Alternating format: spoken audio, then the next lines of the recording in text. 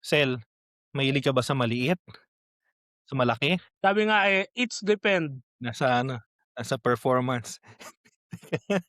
Anyways, so today meron tayong mga bisita 'no. So we are being graced today by some people of great honor 'no, na sasamahan tayo sa isang makabuluhang talastasan dito sa isang article. Actually, it comes from an article from one of the best writers 'no, ng Pilipinas na si Nick Joaquin 'no. Later on titingnan natin itong kaniyang sinulat na article. Well, papanoorin natin yung video, na parang summary nung article na yun, nung kaniyang argument, and then we will talk about um, the argumentation 'no, in that video. So, 'wag na nating patagalin 'to. Muli po, ito po si Lennon. Ako naman po si Russell At ako naman si Luke. At ako naman si Lebron. at welcome sa episode natin ng Heritage of Smallness o Chibi Theology. Dito lang yan sa Tamang Usapan. Usapang may tama. Ayun!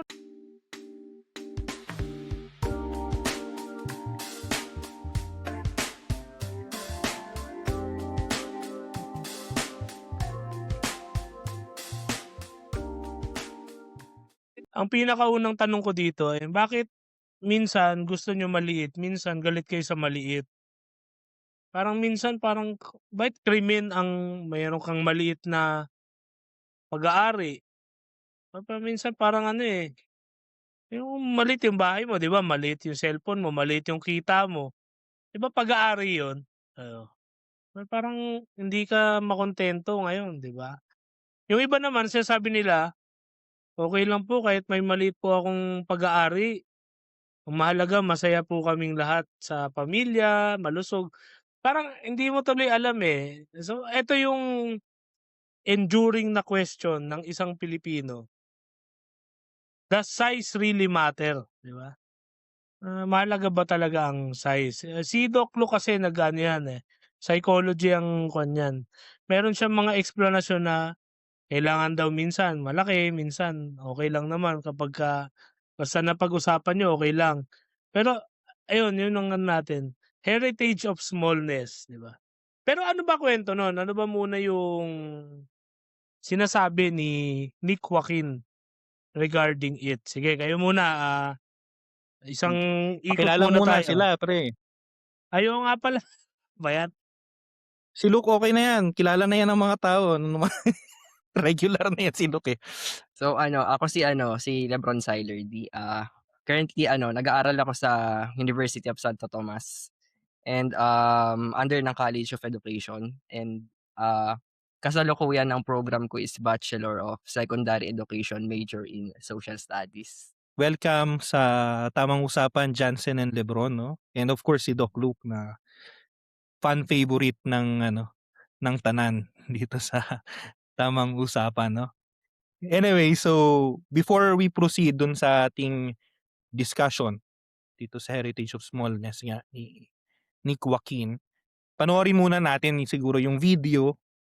Actually, summary in a way 'to nung argument ni Nick Joaquin 'no. Then later on, let us comment doon sa ano, sa nilalaman niya nito, yung argument ng video 'no. So, itong video naman sa mga audio listeners natin, ang importante lang naman dito ay yung ano, Close mo yung ibang tabs, baka may makita. The Philippines is perhaps the only country in the world where people can buy and sell one stick of cigar, a head of garlic, a sachet of hair gel, a single piece egg, one piece of candy, and a whole lot of other stuff in small quantities. To foreigners, this would come as a surprise as they are used to working in larger scales. But where does this knack for smallness come from? Why do we prefer things to be smaller? And why do we like things to be packed in small bundles? Why do we like to operate in small scale, and as a result, we gain less and we work more? The answers to this? Filipinos think small. At least that's how Nick Joaquin, our national artist for literature, puts it in what he calls our heritage for smallness. But why do we act on such a pygmy scale? Like if we look into our history and culture, we have the nipahat, the barangay, the tingi trade, and all our pre-colonial artifacts are miniature. And so is our folk literature, which is mostly proverbs and dogmas in miniatures. We seem to have a native aversion of the large and ambitious, where fear is our collective response to the known instead of curiosity. We are used to small effort, and as a result, we get tired of sustained effort and lose momentum fast in what we call ningasgugun. Perhaps our heritage for smallness is what keeps us from truly progressing. That we buy and sell small, that we aim small and try small, that we think small and do small. This probably explains why we have so much missed opportunities to progress. We lack foresight due to our small thinking. We failed to see the benefits of retaining the Spanish language in our curriculums. We demolished our heritage structures in exchange for generic architecture. This probably explains why, when someone of our kind takes a big leap outside, we are fast in dragging them back into our smallness in what we call a crab's mentality. And that's it. So yan yung yan yung video na pinanggalingan itong ating discussion today, no? So I think si Lebron ba ang Send ko. sige, muna? Let's Such comment as- it on that. Sige, well, ang specialization ni Lebron ay sa social studies, kaya I can understand.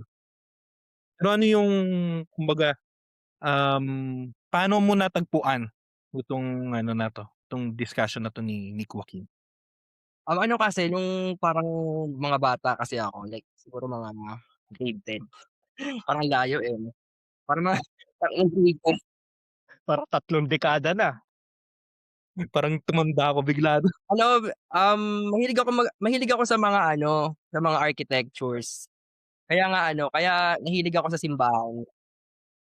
Kalaunan nahilig na rin ako sa sa faith. So ayun, tapos parang na-observe ko, since mahilig nga ako sa architecture, napansin ko nung sa Philippines, parang alam mo yun, may something na off. Like, parang tapos nung nakita ko yung lumang litrato ng Old Manila, parang natuklasan ko na ang ganda pala ng Pilipinas during that time. Ta's nagtanong ako, bakit, ano bang nangyari? Ta's natagpuan ko si Nick Joaquin, yung Heritage of Smallness. Ta's ayun, parang na-explain ni Nick Joaquin yung na-o-observe ko ngayon. Kumbaga, parang naging practical na lang nga tayo sa kahit sa architecture naging practical na lang tayo. Parang ang naging nga mga brutalist architecture, eh, 'no, kaya medyo naboboringan ako din, eh. Ayun, siguro ang comment ko is pagdating sa physical, parang mabilis tayong makontento sa maliliit na bagay because, we are too practical sa mga bagay-bagay. Ayaw mo sa Vatican II style, hindi, joke lang. Wag! Makukulong ka niyan ginagawa mo, eh. Mapapaaway ka niyan, eh. Ako namang sabihin na naman mga SSPX kayo, naghahanap na naman kayo ng gulo. Hindi, pero I can understand si Lebron, sige, si Doc Luke muna kasi yan ang ating fan favorite, eh. Well, kasi I teach social studies and upon observation, siguro ang naging origin nito is yung colonial mentality. For how many years, ilang malalaking powers ang sumakop sa atin. So, parang nasanay tayo na may mas superior kaysa sa atin and mas ramdam natin yung inferiority complex. I mean, psychological aspect, inferiority complex kasi nararanasan natin pagka may someone na feeling natin mas mataas sa atin. And siguro dahil do'n, nasanay tayo mag-settle lagi sa maliit, parang naging bare minimum yung standard natin kasi hirap tayong i-challenge yung authority which is yung mga sumasakop sa'tin kaya, lower yung confidence natin kung sa local capability, parang gano'n. Connected ba yan sa feminism? Kasi halimbawa ako, ano ako, 5'5", 5'6". Si Ann kasi parang 5'7" yun, eh. Eh, never never naging mababa ang babae sa'kin, eh. Kaya mataas ang tingin ko sa kanya, eh. Gano'n ba yun? Parang Pero 'di ba may kasi mas may mas sabi sa may ano, mas may scriptures mas mataas magpasakop sa'kin. kayo. Kinolonize ka na ba? Ay, hindi kasi Hindi, pero mataas ang tingin ko, matangkad, eh. yung sa ano ni Luke actually, dun sa article ni Nick Joaquin, well, i-include namin yung link diyan sa may maganda ring ano, insight si Nick Joaquin dun sa colonialism. Sabi niya actually, hindi natin puwedeng maidahilan lang yung colonialism kasi in fact, even before ng colonialism, mayroon ng Gano'n na gano'ng tayo. ano, heritage of smallness. Yun nga, yung barangay na and in fact ito rin last, 3 episodes nag-record kami ni Russell ng mini-series about the first circumnavigation of the world, 'no? And what we find there, yung tama nga naman sinabi ni Joaquin, the Philippines was only united because of the project of our colonizers, 'no? Some things na malalaki kumbaga ay inumpisahan nung ating mga colonizers. And we cannot say na dahil sa colonialism kaya rin tayo may mentality na smallness nga because even other nations na na-colonize, 'no, ay hindi naman ito nagpatigil sa kanila to aspire for greatness. What I can, bring to mind right now is actually Taiwan. Taiwan was a colony of Japan even before the Second World War. After the Russo-Japanese War, sakop nila ang Taiwan. Well, they invested so much in Taiwan, 'no, compared sa iba nilang mga colonies like Korea or later on Philippines. So, Taiwan ang kumbaga favorite child nila, 'no. But you see, even after the colonization of Taiwan, 'no, and then later on yung civil war ng China, Taiwan actually is one of the most important countries right now pagdating sa semiconductor, industry, 'di ba? So, in that way, tama nga naman si Nick Joaquin, 'no, baka ginagamit lang natin ding dahilan yung colonialism. One other example na ginamit ni Nick Joaquin actually sa pottery. Sabi niya, meron tayong kultura ng pottery, 'no, yung pre-colonial Philippines. Pero nung dumating yung Chinese porcelain, parang umatras na yung local industry ng pottery, 'no. And then kinumpare niya yun sa Christian nung pagdating ng mga Espanyol yung mga santero, 'no, yung mga gumagawa ng mga santo. Sabi niya, the same na hindi na ano, um, hindi na umunlad kumbaga, 'no, so nanatili sa wood, hindi na pumunta sa marble, sa other materials na mas mahirap, 'no, nanatili sa wood kasi comfort zone na, 'no. Although sabi niya rin na it was actually a progress from the pagan potter to the Christian santero. Pero yun ay dahil din sa colonialism. So sabi niya, hindi natin puwedeng maisisi lang sa colonialism kung bakit tayo may heritage of smallness. Kasi even before, we already have this, Existing na. existing na yung barangay system halimbawa. One good example, one good argument na sabi niya, why is it that in the Manila area may tatlong kingdom? Meron kang Tondo, meron kang Pasay, tapos may isa pa, nakalimutan ko yung isa. So bakit hindi sila nag-unite? Or maybe dati united sila and then it's splintered. Why is it that we cannot govern well yung pagmalakihan na? Kailangan nating iitan yung unit, 'no? Yun yung pinaka-argument doon ni Nick Joaquin, at least dun sa article. Possible Ako din na naman kaya niliitan siguro ng ano sige. para Ay, madaling sige, go lang. wasakin. Kasi Go. kapagka large scale mahirap ano, kumbaga kung kingdom 'yan, buwagin mo muna. Pagka small groups na lang saka mo atakihin kada per group. Pero ako, I would like to offer I don't know if it is a stupid idea, it's up for you to judge. Pero sabi nga ni Joaquin, wala pang wala pang colonization, meron na tayong ganitong notion ng we see. Hindi ko alam kung tama bang sabing we. Kasi nga wala pa namang united na Pilipinas noon. Kahit noong 2022 wala namang naging united na team. United nga Naging nasira, 'di ba? Hindi, ibig ko sabihin,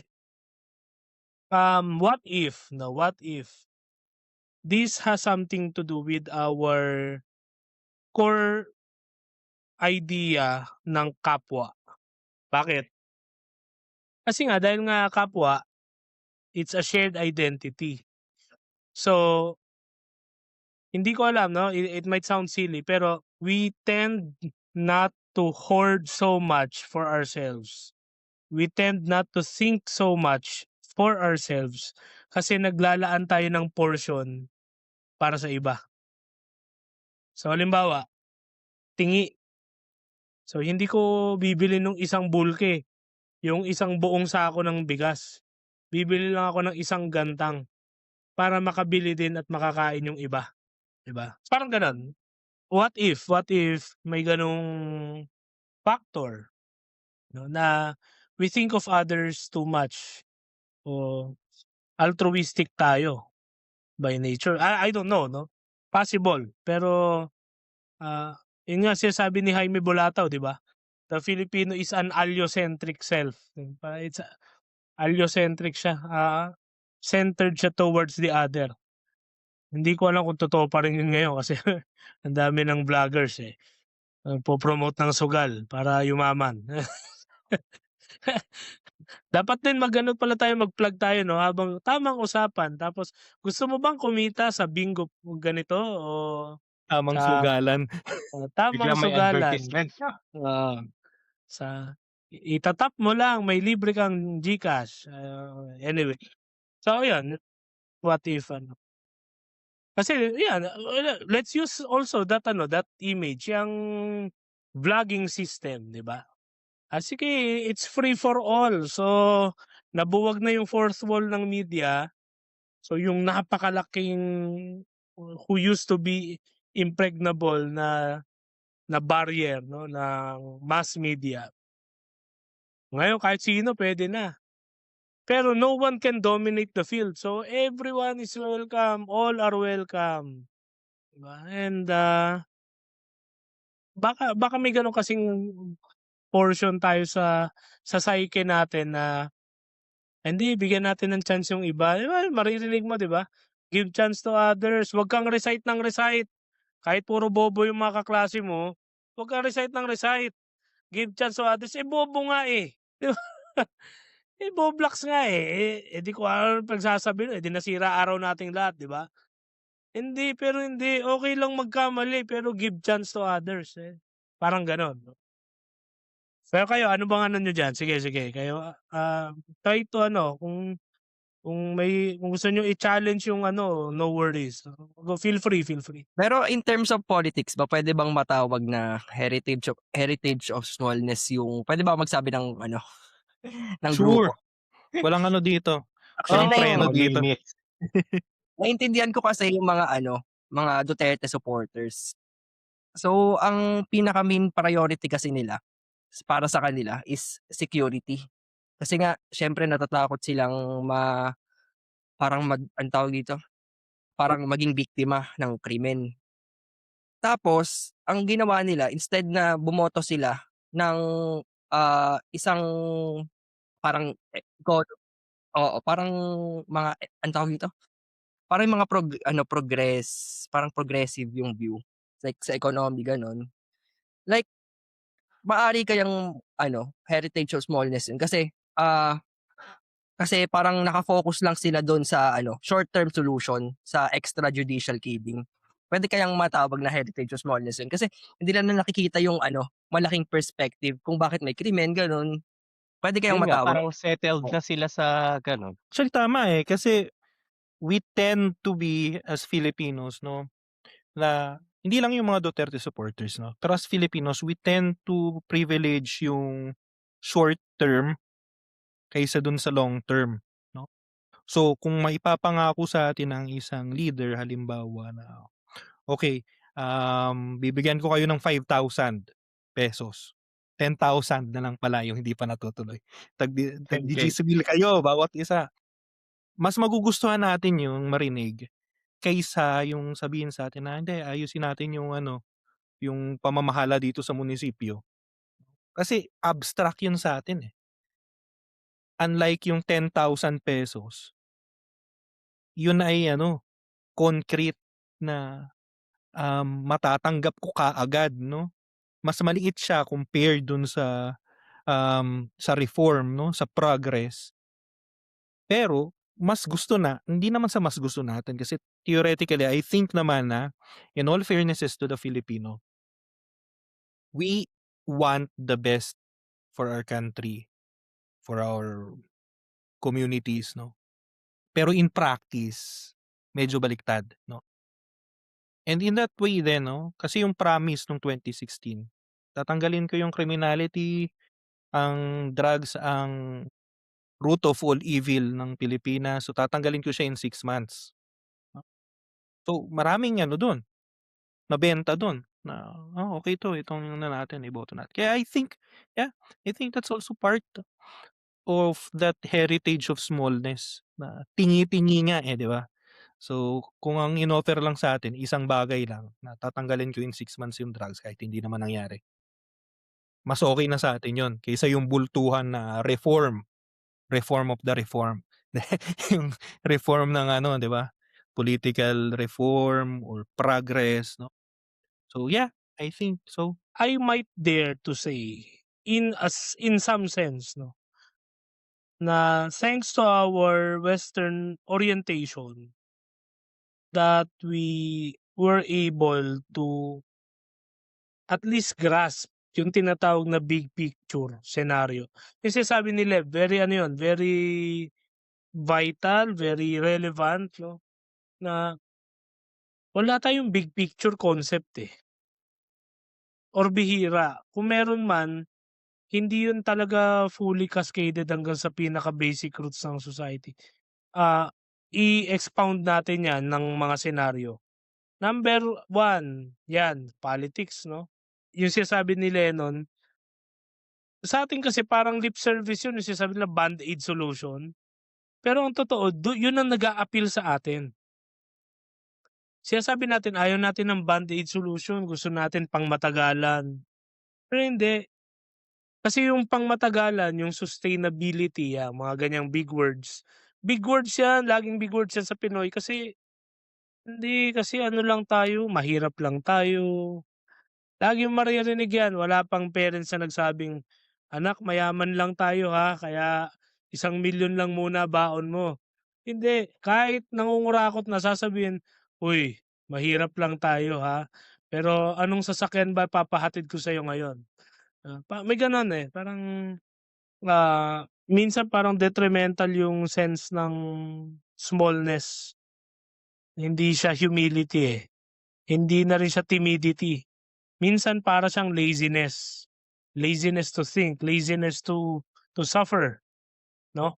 Laziness to delay gratification. We have that tendency yang, next is, for example, apart from politics yan, financial literacy. Although mahirap lang ngayon kasi hahabulin ka ng mga tropa mong may insurance, pero, yung financial literacy na oo, 'di ba, magkatrabaho ka lang, putang ina sasabihin sa'yo, "Pre, may insurance ka na ba? What if baka mamatay ka na sana bukas?" 'Di ba? Parang sasabihan pero kidding aside, 'di ba 'yun?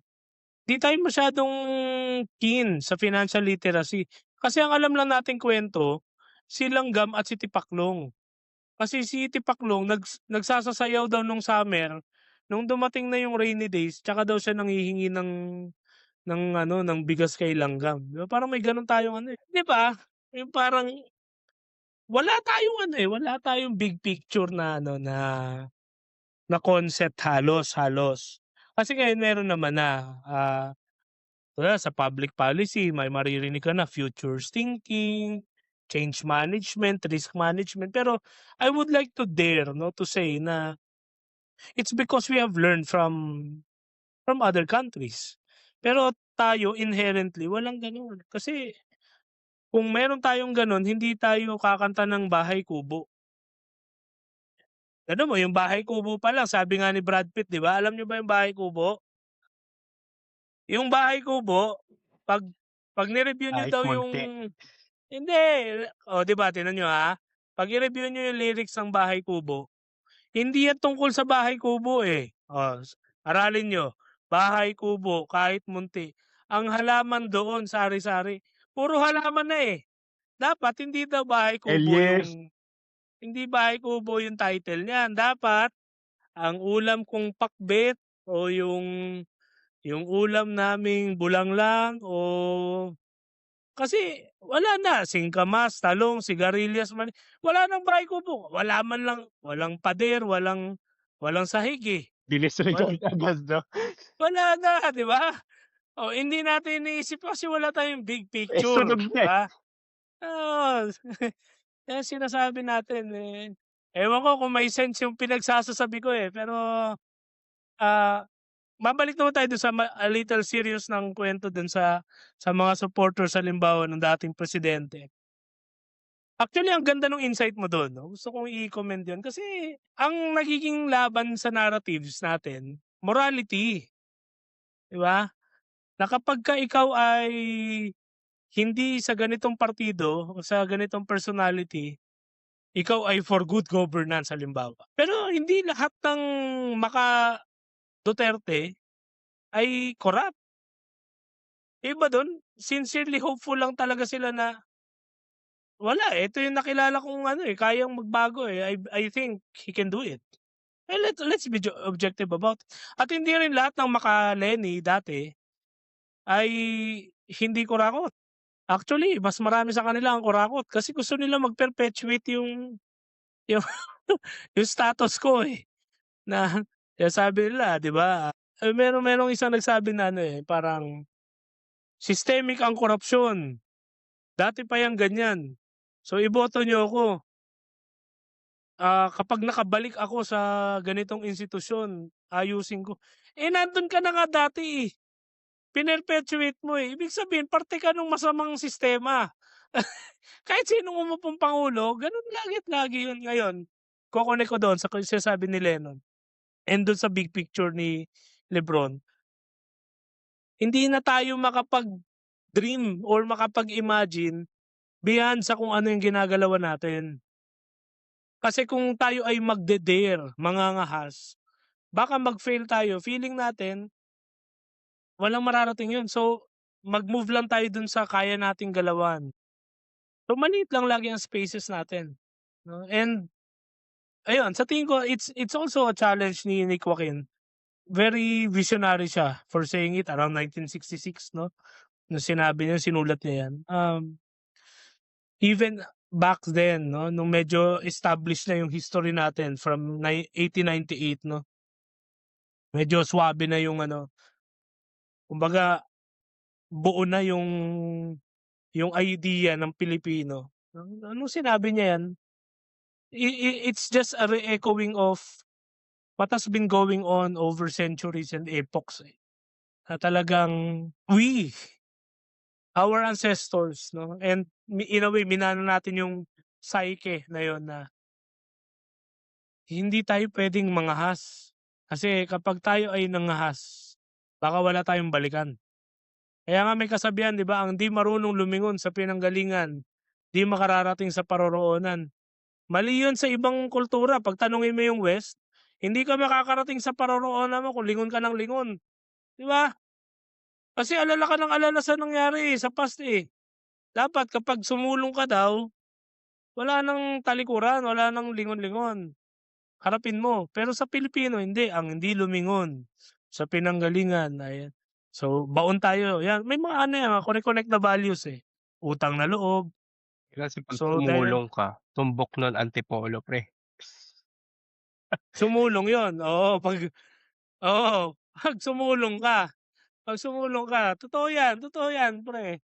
Oo, kaya ang gagawin mo para maabot mo talaga bago ka sumulong, kung pupunta ka sa Pasig, lumiko ka na sa Ligaya. Para maabot mo na yung Ligaya, papunta na yan ng Rosario, eh, pabalik na yan, Canyogan na yan, papunta na yan dun. Tarantado ka talaga kaya ayaw na ng kayo naman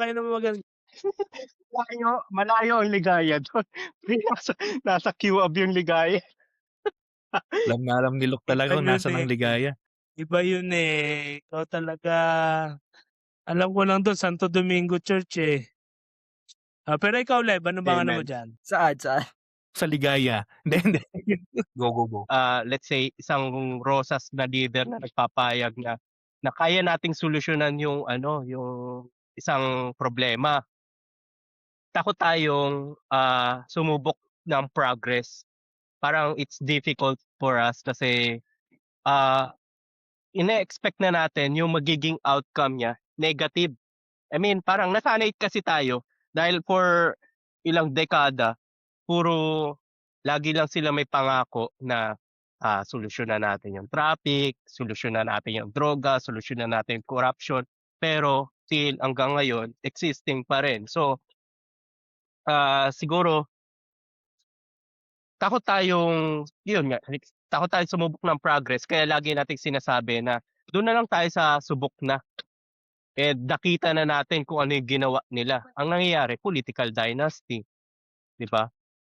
Aside from that, yung pagiging humble din ng mga Pilipino, parang nandun yung mentality na "'Di sapat na 'yan, ayoko na mag-risk pa for more." Kasi parang, 'pag naghangad pa ako ng mas malaki baka, hindi natin alam yung possible na magiging outcome. So hindi tayo futuristic, gusto natin yung ito lang yung nakikita natin. Oo, maganda yung humility, positive trait siya, pero dini-discourage kasi niya yung yung bold na ambition or yung parang self-promotion na, "'Di, kaya ko 'to." Lagi tayo nagse-settle sa sapat na 'yan. Pero kayo baka may insights kayo regarding dun? Sige. Meron lang akong ano dun, may maliit lang akong comment dun sa agree and disagree dun sa part na agree dun sa takot tayong mag-risk. Kasi gusto natin yung subok na, 'no? Tama yun, kasi nga yun nga, limitado tayo sa big picture thinking, eh. Kasi nga parang, teka, parang I cannot imagine, 'no? Tapos yung sinasabi nga maganda yun, bakit, 'di ba? Lahat tayo ayaw ng traffic, pero ayaw din natin ng drastic measures para solusyonan ang traffic. Kasi halimbawa, ayoko ng traffic, putang-ina talaga, Kamote 'di ba? rider. Parang gagalit ka na, eh. Kaso lang sasabihin, "O sige, para mawala yung traffic." Halimbawa lang, silly idea man, 'no? Dagdagan natin yung number coding, gawin nating 3 araw, eh, di nagmumura ka na, 'di ba? Kasi sasabihin, "Sige, mag-number coding tayo hanggang Linggo." So 7 days a week, 'di ba? Ayaw mo na yun. So, pero yun naman yung aking disagree doon, and eto kunin natin, I want to pick your mind kasi yun din ang argument look naman nung mga taong pro-violence halimbawa, na sinasabi, ba, ayoko na ng drugs, ng criminality. So, magri-risk ako doon sa may gagawin kahit violent pa yun, kahit abusive or against the human rights, basta may nagagawa, okey na ako dun, 'di ba? Kaya very double standard. Kaya nga sinasabi ko na parang nagiging disconnect natin ay yung heritage of smallness. Kaya nga napaka-genius ni Nick Joaquin. Kasi heritage siya ng smallness, hindi siya morality of smallness. Therefore, hindi dapat natin siya i-measure as a moral thing. Kasi nga, doon tayo nagkakagulo, doon tayo nag-aaway-away, doon tayo nagkakasakitan, doon tayo kasi ginagamit natin siya as moral thing, morality, 'di ba? Nilalagyan natin ng moral, weight. Kasi 'di ba sasabihin, "Nung time namin walang ganyan, yung time ninyo ngayon ganito. Dati yung mga kabataan ganito, ngayon mga kabataan weak." Yung parang sabihin, "Dati hindi yan ano, masama yan, ngayon hindi na yan masama." So, naglalagay ka ng ano, eh, you make people feel bad about what they are, who they are, 'di ba? Kaya tayo nagkakagulo kasi yun din ang wisdom ni Joaquin, eh. So, baka hindi siya morality of smallness, baka heritage nga lang siya. And heritage, you always have the choice either to enrich it or pabayaan mo lang siya hanggang mabulok. And sa tingin ko, nakikita ko dito, ang generation natin, nandun tayo sa latter part, 'no? Yun lang, hayaan mo na. Kung hindi naman niya nakakasama sa akin, wag na nating pakialaman. Wag mo nang guluhin yung hindi naman sira, 'di ba? Wag mong ayusin yung hindi sira. Until mag-deteriorate yung value. So dati napaka-noble, 'di ba? Gospel-based pa nga. Mamaya pupunta tayo dun sa metaphysical na component, eh. Gospel-based nga yun kasi humble, eh, 'di ba? Pure of heart, 'no?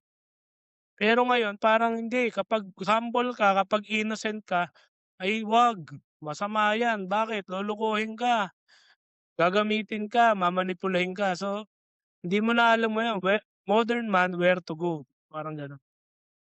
And last thing siguro na parang ano, idugtong ko doon sa panilo, yung siguro teorya lang din 'to 'no, ng ating executive producer 'no, na what if kaya tayo may heritage of smallness daw?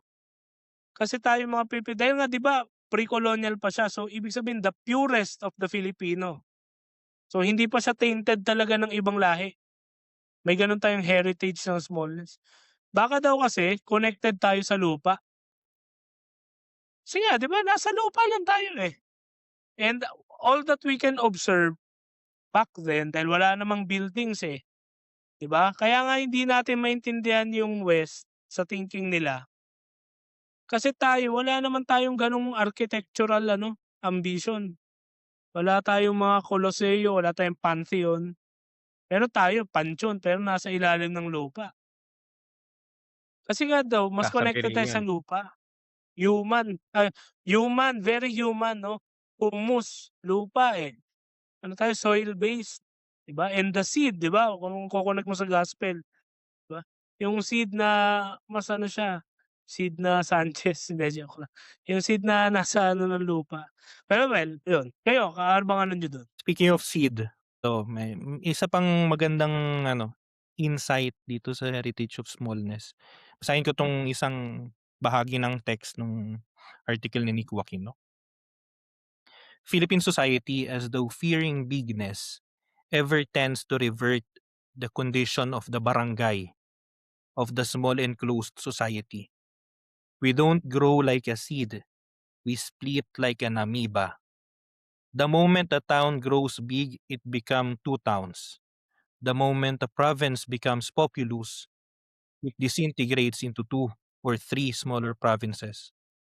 The excuse offered for divisions is always the alleged difficulty of administering so huge an entity. But Philippine provinces are microscopic compared to an American state like, say, Texas, where the local government isn't heard complaining it can't efficiently handle so vast an area. We, on the other hand, make a confession of character whenever we split up a town or province to avoid having of cope, admitting that on that scale we can't be efficient. We are capable only of the small. The decentralization and barrio autonomy movement expresses our craving to return to the one unit of society we feel adequate to, the barangay, with its 30 to 100 families. Anything larger intimidates. we would deliberately limit ourselves to the small performance. This attitude, an immemorial one, explains why we're finding it so hard to become a nation and why our pagan forefathers could not even imagine the task. Not e pluribus unum is the impulse in our culture, but out of many fragments. Foreigners had to come and unite our land for us. The labor was far beyond our powers.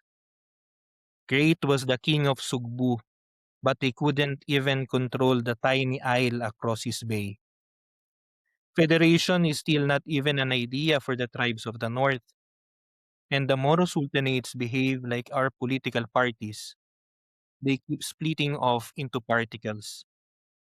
Because we cannot unite for the large effort, even the small effort is increasingly beyond us.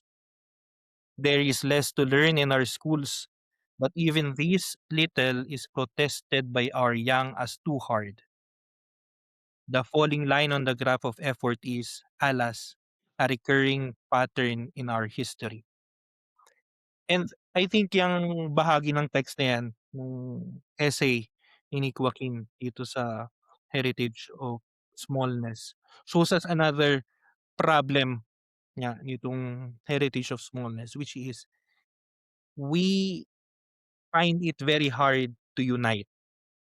Once a thing, an entity, hindi dito sabi lang niya is town or provinces, pero groups din eh.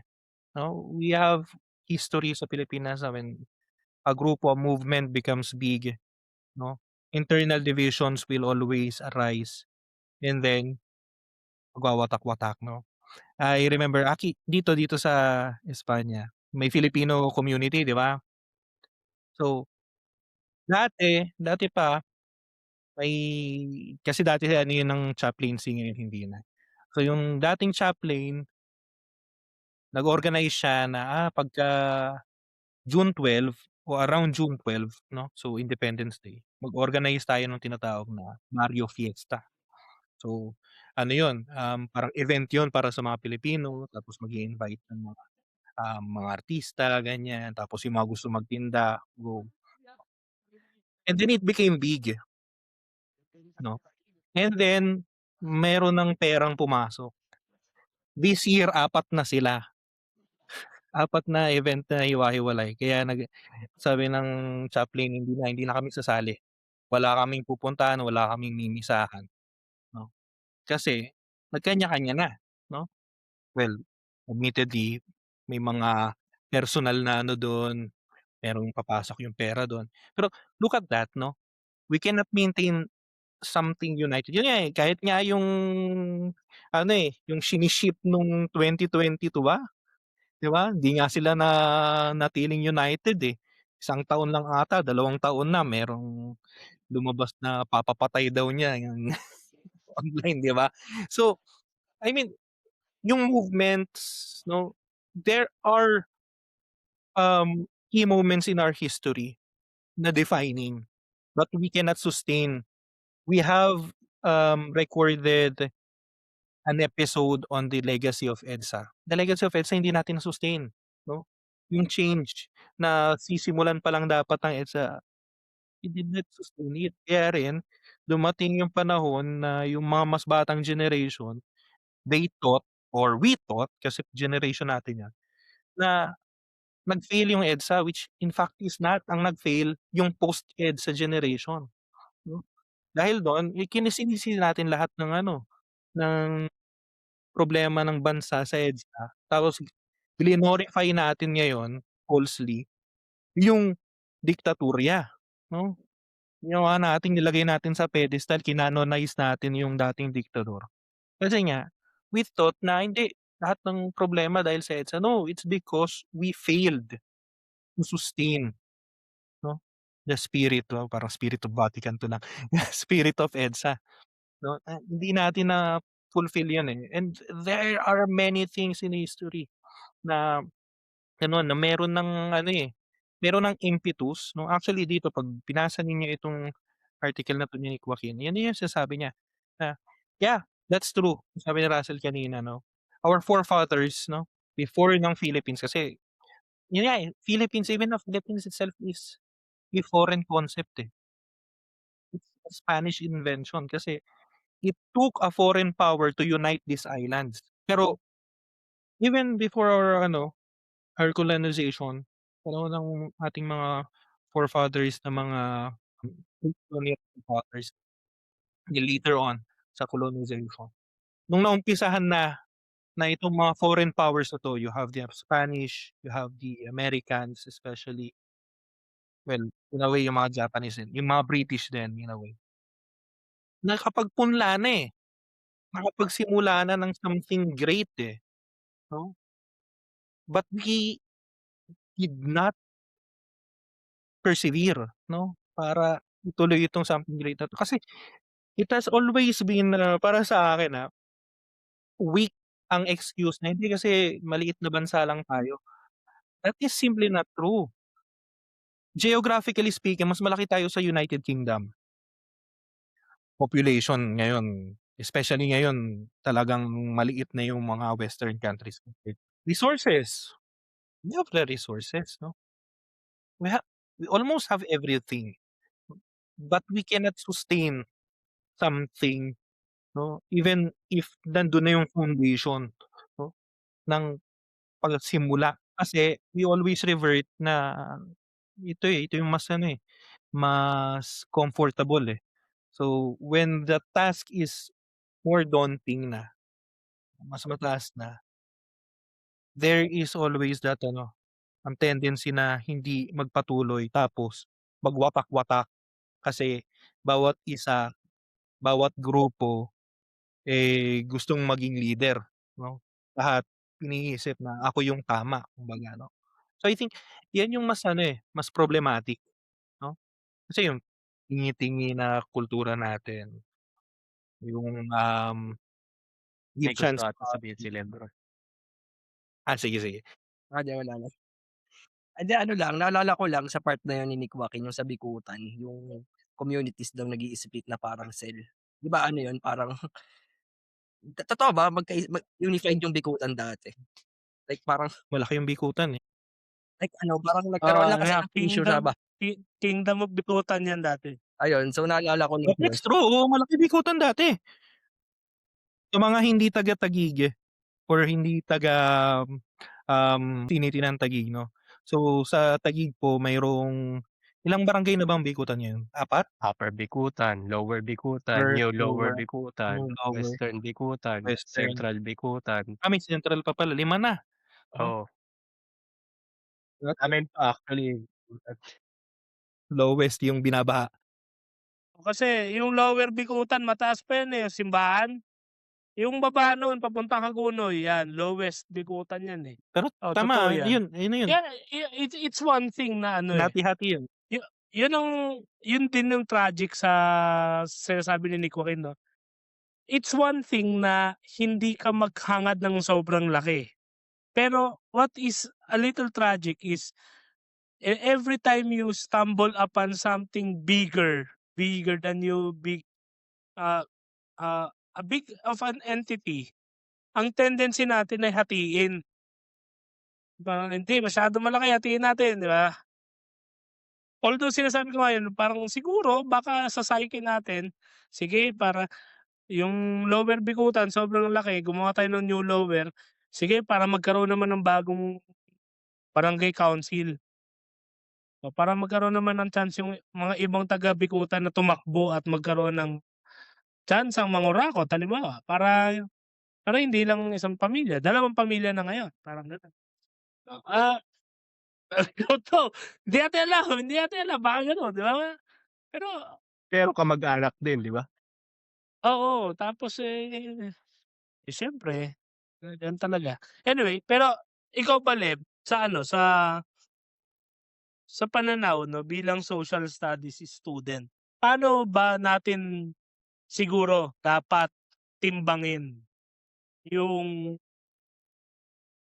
yung values natin na kapaki-pakinabang pa sa ngayon and yung mga values natin na sa tingin natin need some changes o ma-improve para mas mag-survive pa yung Filipino life, yung culture, kasi ano, sabi dun 'no, inano yan, kinote yan ni Joaquin, yung isang writer din, si Aldous Huxley.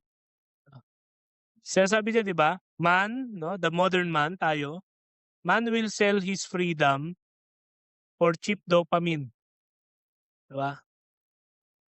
In a way, parang ano yan, heritage of smallness, 'di ba? Yung alam mo sa sarili mo, halimbawa ikaw, social studies ka, alam mo na meron kang future sa academe, pero dahil nga overwhelming yung corruption ng academe 'no, na parang pangalan ng school o kaya kung hindi man pangalan ng school, patagalan ng stay para magkaroon ka ng authority, or kung hindi man gano'n dapat bata ka ng ganitong leader halimbawa. So dahil overwhelmed ka na, hindi ka na mag-a-aspire, o hindi ka na magde-dare, to break all of these barriers, 'di ba? So parang gano'n na, sige kung ano na lang, kung ano na lang meron diyan. And yun, yung cheap dopamine naman, tulad sa'tin 'no, the great values na dati hindi naman natin kine-question 'no, sabi nga ni Soc Villegas, the dignity of life, the beauty of marriage. Pero ngayon sige ano lang tayo, hookup culture, 'di ba? Ano na lang tayo, tamang bisyo na lang 'no. Dati pagduduguan mo pa isang yosi, ngayon, vape-vape ka na lang, 'di ba? Kaya yung gano'n parang dati, you get your information from credible sources, ngayon sa social media, wherein it's very convenient, it's very available, it's very very easy to be accessed 'no. Entertainment dati pag-iipunan mo, para para talagang ma-enjoy mo, or ma-enjoy mo yung isang napakasarap na food o ma-enjoy mo yung isang napakagandang palabas. Ngayon everything is just cheapened in social media. Oo, si Luke, naabutan pa niya yung Video City, nag-aarkila pa yan gumagamit ng adult na ID 'no. Ngayon may subscription na, magsu-subscribe ka na lang, 'di ba? Yun yung ano, anyway, yun ang aking ano diyan, yun ang aking points of ano lang, critique. Pero yun nga, yun din yung tanong ko nga, as someone na ang background ay social studies, paano mo ba nakikita ito? Yun na, is it something truly bad? Is it something na dapat baguhin o kalimutan, or possible nga bang kalimutan in a way? And ano ba yung ano, where we are going with this? Since parang ano, feeling natin we're getting already sa different path, by having this mentality of smallness, Sige, sige. Siguro for me 'no, this is, medyo ano siya, it's a bad mindset 'no, yung heritage. Medyo bad sa'kin siya yung heritage mindset. Kasi nga, ayun nga, sabi nga ni Nick Joaquin 'di ba, parang heritage of smallness is parang, inaano niya tayo mag-progress, hinihila niya tayo 'no, dahil sa mindset natin ng smallness. So, for me 'no, para mabago 'tong mindset natin is may mga ni-notes ako dito. Siyempre 'no, kailangan Yan ang natin ng sinasabi ano. ko, yan ang kailangan ng tamang usapan. Una, taong nag-iisip ng tama, at pangalawa, nagsusulat. Wala, wala, wala kang nasusulat, walang nag-a-outline talaga dito sa podcast na 'to. Feeling ko patapos na rin 'tong podcast na 'to. Sige, sige, sorry. Go Lev, thank you. I think 'no, kailangan natin ng ano, long-term mindsets instead of, short-term mindset 'no. Like kunyari 'pag gagawa tayo ng mga infrastructures, siguraduhin natin na magla-last 'to 'no, up to, many years. Hindi lang ano, hindi lang siya for temporary use, hindi lang substandard 'no. So, maganda na pagandahin natin yung mga materials 'no. Kasi nga, ah, yun para tumibay 'di ba? And of course, 'pag ganun yung mangyari, mas maano yun, long-term vision. And, mas less yung magiging ano, hassle natin sa develop. Kasi siyempre less inconveniences kung palagi nating aayusin ng aayusin. Tsaka ano, magpunta tayo 'no, sa excellence 'no, not convenience. Isa sa nagustuhan ko sa ano, Spanish motto, yung plus ultra. Nagagandahan ako dun sa motto na yun ng Spain kasi nga ano, further and beyond 'no. So, para sa akin, dapat gano'n din tayong Pilipino. We have Spanish heritage 'no. No, so hindi naman lahat hindi naman, oo, may abuses during the Spanish era. Pero,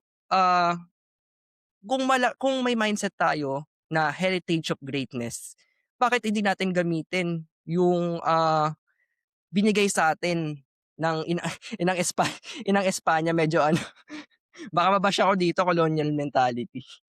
No, instead of 'di ba sabi nga ni Nick Joaquin, instead of whining, why not we ano, why not we use or utilize what Spain gives us, what our colonizer gives us, no? Instead of whining nga, 'di ba?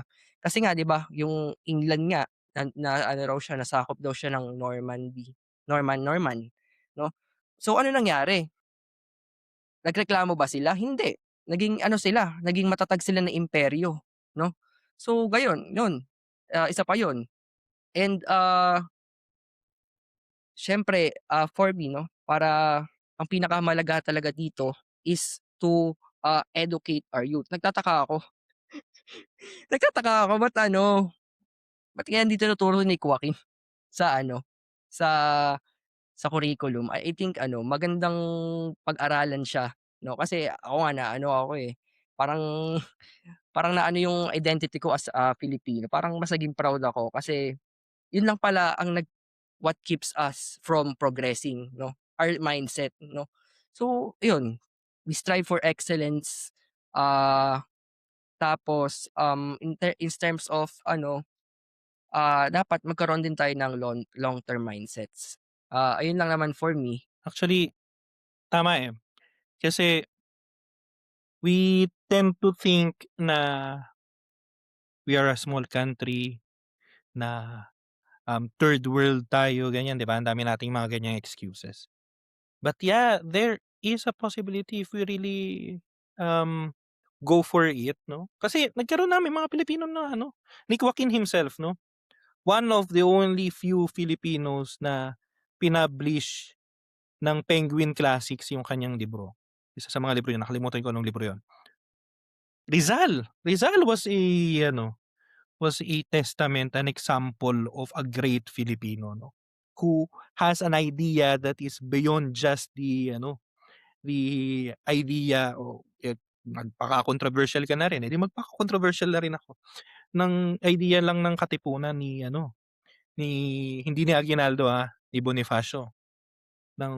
Sabi nga dito rin sa article na 'to ni Joaquin, eh, sabi niya, may dalawang revolution nun, yung nasa Cavite tapos yung nasa Maynila. Yung nasa Maynila, yung kay Bonifacio, sila ay mas intense, meron silang mga bolo pero mas localized. Kaya never silang nanalo. That is true historically. Kaya rin hindi naging presidente si Bonifacio, 'no, pero that's another story. Kasi never naman siya nanalo talaga sa kahit anong meanwhile sa Cavite, 'no, sila Aguinaldo, organized. Meron kang mga generals, meron kang mga, may officers ka, meron kang parallel government, 'no.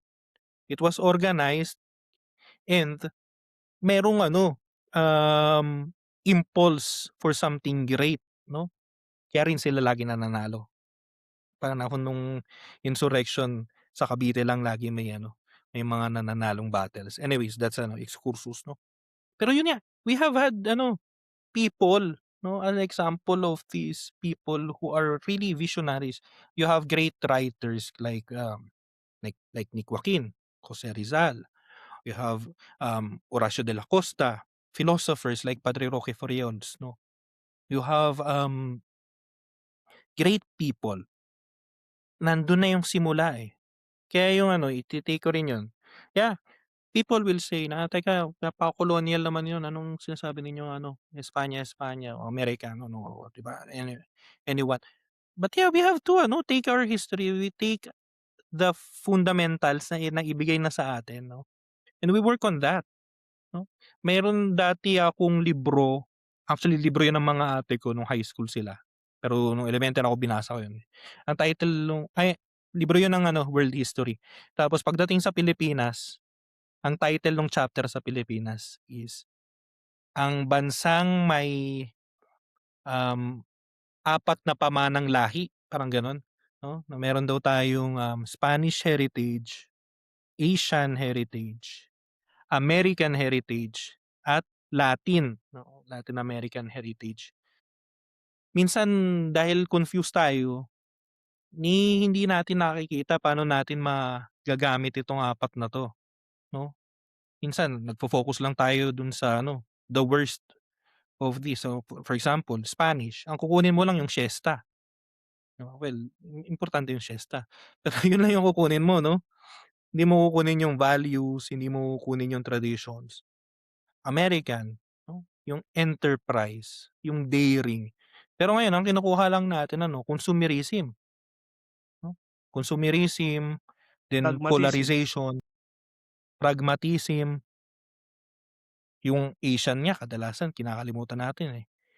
Ang kinukuha lang natin sa Asian ano, yung paggamit nung ano, nung lalagyan ng ice cream para lagyan ng ano, 'di ba, ng pangtahi, 'di ba? So, meron na, eh, meron ng foundation, eh. We just have to really, build on that foundation, 'no? Architecture is ang magandang ano na nabanggit ni Lebron, 'no? After the war, yang brutalist style ng architecture. Yeah, that was needed after the war kasi kailangan mong mag-build, build, build, eh, sabi nga. Kasi na-destroy yung kamay nila ano, eh. Pero those were ano, pangtapal at that time, 'no? Ang nalimutan natin na oo, build better more na ba ngayon? Yun nga, oh, build better. Ano bang better? You look at the past na paano sila mag-build noon, 'di ba? They do not spare kasi they look at, for example, the cathedrals of the past. Makakita ng isang lumang katedral, neo-Gothic man 'yan, Romanesque man 'yan, they are thinking ahead na ito, it will ano, outlive us.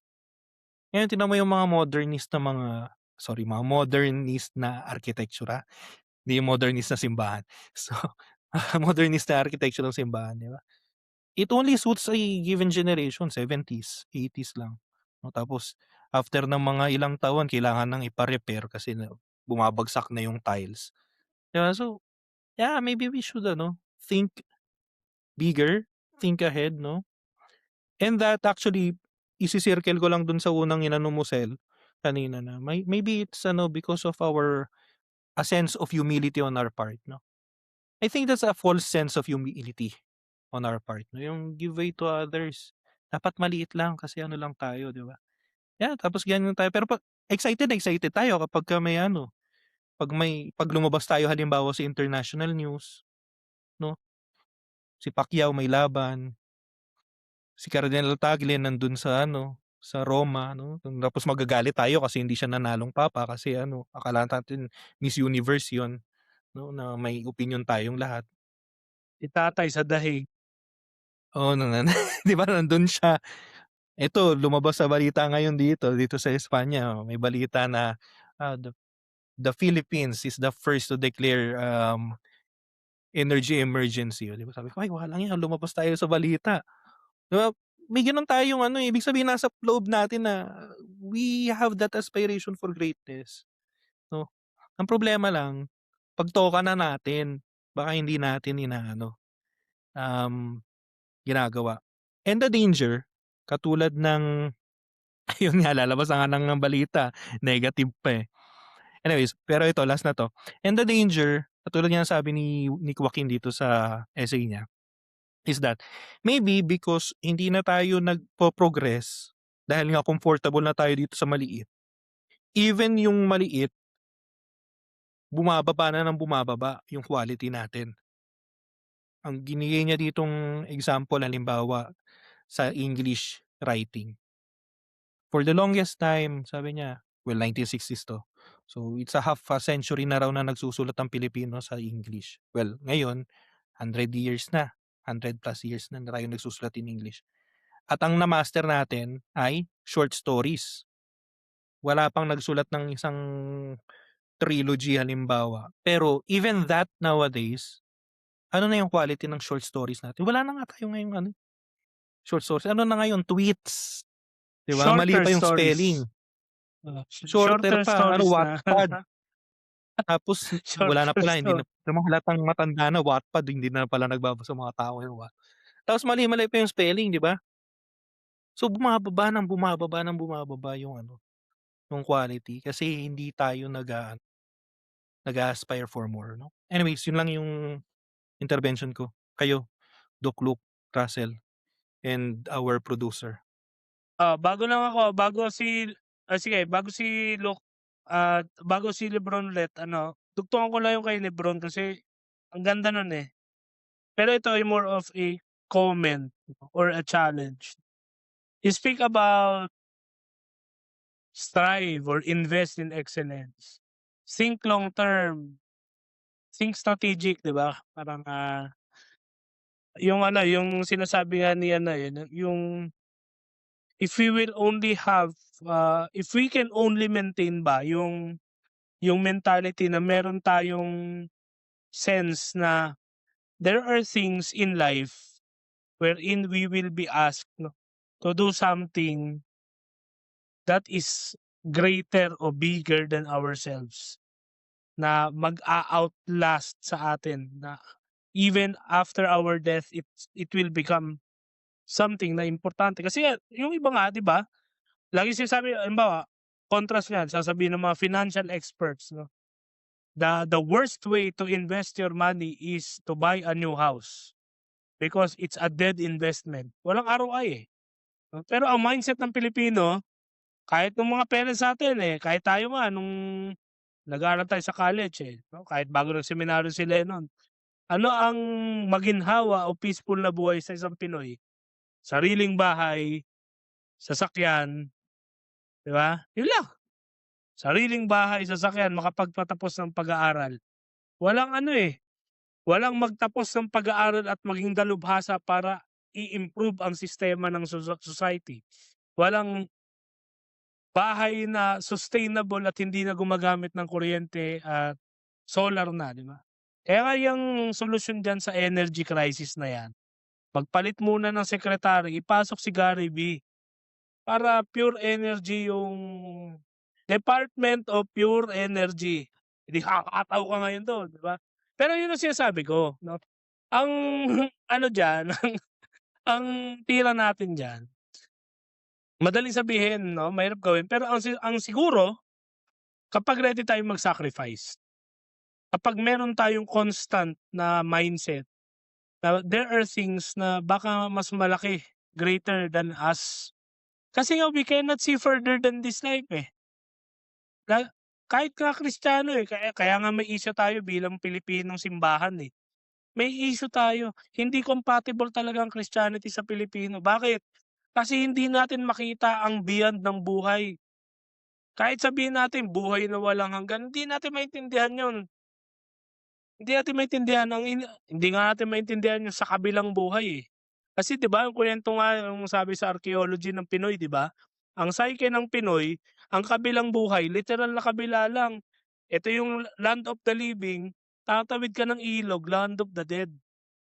Pero we cannot pass on. Wala tayong ganong inherent na mindset na maging metaphysical eh. Kaya may issue tayo sa pagiging Kristiyano natin, pagiging Katoliko natin, pagiging servant leaders natin. Bakit? Kasi ang buhay for us is survival and ginhawa. 'Pag guminhawa ako, tapos na, finish na ang boxing. Yun ang buhay ko eh.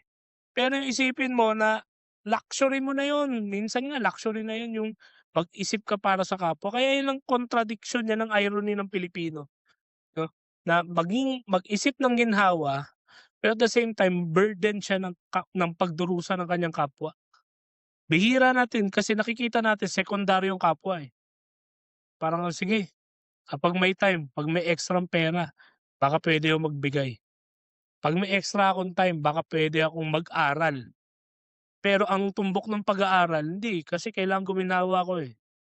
Hindi yun masama, hindi ko sinasabing masama, wala akong sinasabing doon. Pero yun ang akin doon, if we can put sacrifice on it, baka may possibility na makapag-think tayo ng long term. I believe even in the government, in the private sector, napakarami ng mabubuti at matatalino at mahuhusay na Pilipino. Ang problema, hindi sila makapwesto sa government, hindi sila maka-assume ng leadership position. Bakit? Kasi perpetuated yung bulok na sistema. Kasi kapag ka nga naglagay ka ng masipag at matalinong leader, magbabago ng sistema, maraming magagalit. Kasi komportable na eh. Ang dami, may alam nga ako. Yun nga, sa kay Gary V, halimbawa, pag inupo mo si Gary V sa Department of Pure Energy, yung mga matatandang ayaw na magagalaw, mag-zumba, ayaw na magagalit yun sa bagong sekretary. Kaya kapag may dagdag na trabaho, siya naman wag na yan. Kasi okay na ako eh, di ba? Kaya kung ma-overcome natin yun ba yan? Dagdag trabaho naman, bagong sistema naman. Kaya tingnan mo kanta-kanta sa gobyerno kanta tayo ng kanta tuwing Lunes ng Bagong Pilipinas Hymn. Ah, anong nangyari, 'di ba? Kasi hindi nai-instill yung maganda yung lyrics, 'di ba? Maganda yung lyrics, maganda yung melody, maganda yung mensahe. Maganda ang mensahe, sa totoo lang. Hindi ma-instill. Bakit? Walang yung mismong kanta walang concept ng sakripisyo. Sinasabi dun, tangkilikin ang sariling atin, buhay natin gawing panahon ng pagbabago, buhay natin gawing maaliwalas, o 'di ba? Dahil ang magandang bukas ay ang magbubunga ng bagong Pilipinas. Pero wala yung concept ng sakripisyo. Ay hindi, hindi mo makukuha ng gano'n. Sino ba kasi composer niyan? Hindi, joke lang. Sa akin lang, siguro yung sinasabi mo, Bron, para maging talagang applicable siya, attainable, in a way, measurable din. Hopefully, may hope ako sa next generation sa inyo. Pag komportable na tayo sa discomfort, pag meron na tayong concept ng sacrifice na parang, sige nga, putang ina, pero sige, para sa susunod na henerasyon, di na ako magtatapon ng basura sa ilog. Ang ina, ang tagal na niyan, tagal ng kampanya yan. Malinis pa yung ilog dati, kampanya na yan. Ngayon, dumumi na yung ilog, kampanya pa rin yan. Tangina talaga. Di ba? Kasi walang sakripisyo eh. Kasi wala naman lilipat din naman ako ng bahay, mamamatay din naman ako, problema na nila yan eh, di ba? So, yung ganun ba, yung magkaroon ka ng sakripisyo para sa para sa excellence, para sa yan. Mamaya tanungin mo si Doc Luke, pagdating sa problema sa edukasyon, sa diploma mills pa lang eh. Dati ang master's degree, ang doctorate, even ang college pagduduguan mo eh. Ngayon, online na lang tayo, madali na nga kung tutuusin. Pero ang hirap na maging excellent kasi mas magaling na si ChatGPT sa atin eh, mag-isip, 'di ba? Tapos aasa na natin dun. Ngayon, gumraduate kang online doktor ka halimbawa, may o-operahan ka ng face to face. Sabihin mo, hindi po ako sanay kasi sa Zoom ako natuto eh. Hindi po ako sanay mag-operate ng personal eh. 'Di ba parang mahirap naman yun. Pero yun, kailangan kasalanan kasi talaga ni Pure Energy eh. Yun ang aking Yun na rin ang closing ko dun sa sa insight ni Lebron. Napakaganda kasi ayoko nang pakawala, ayoko palagpasin. Ayun, thank you. Luke, ikaw na. Bron, ikaw na. Ang ganda nung concept of sacrifice kasi, 'di ba parang karamihan ng kabataan kasi ngayon 'no, lalo na sa kaedaran ko is parang nawawala sa kanila yung concept of sacrifice. Like kaya nga 'di ba maraming nagbe-break sa mga relationships because 'yun nawala nga yung mga yung concept sacrifice ta's ayaw na nila mag-asawa, mag-anak 'no. So gusto ko rin at saka siguro gusto ko lang din bilang closing na rin parang gusto ko lang din i-critic yung, curriculum ng college 'no. Bakit kaya instead of, Jose Rizal lang yung ituro na subject, bakit hindi natin mas palawakin yung understanding natin as sa Filipino identity? Kasi 'di ba napakadami nating mga magagaling na writers pero parang di ko naman narinig nung nasa high school ako, sila Nick Joaquin 'no, ayan. si ano, si O'Neil Jose, sila Roque Ferriols. Hindi tinuturo sa ano 'yan, hindi tinuturo sa high school. Ayun, parang sabi nga nag-attend kasi ako ng seminar about sa research natin nun. So, napansin nila kaya daw hindi nagpo-progress yung research ano natin is because ano raw mas kumukuha daw tayo ng mga RRL sa mga foreigners instead of suportahan natin yung kapwa Filipino natin. Kasi nga ayun, parang ayun nga, hindi tayo nagtutulungan, eh, 'no. So ayun, for me lang mas maganda siguro na instead of life and works of Rizal, bakit hindi nila gawing ano, great writers 'no? 'Yun para ma-ano naman yung identity natin 'no, tsaka siyempre mas lumawak yung, mga critical thinkers na kabataan. 'Yun lang naman sa'kin.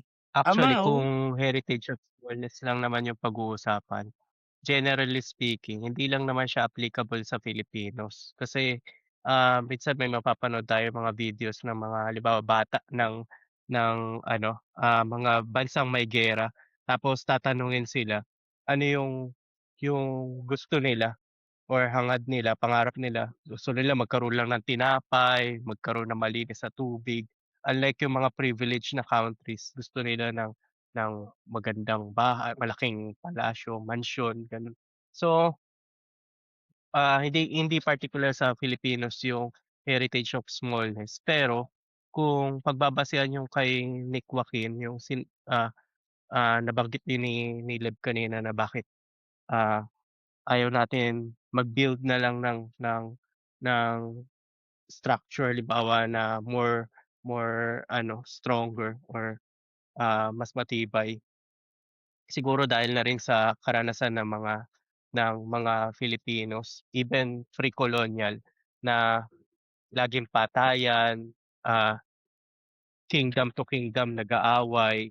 So, na-pass on yung trauma. Kung sa psychological aspect kasi sa amin may tinitingnan kami diyan na tinatawag naming epigenetics, yung trauma mismo na ipapasa. Um, and konti-konti mas lumiliit yon. Like halimbawa, ang epigenetics kasi ito yung parang software sa utak, while yung DNA ito naman yung hardware na kahit hindi naranasan ng anak mo, pero naranasan ng lolo niya ta's naipasa sa anak niya, ah, parang naranasan na rin ng anak. So ayaw yung bata, yung apo, ayaw sumubok na mag-risk sa, beyond sa capacity niya.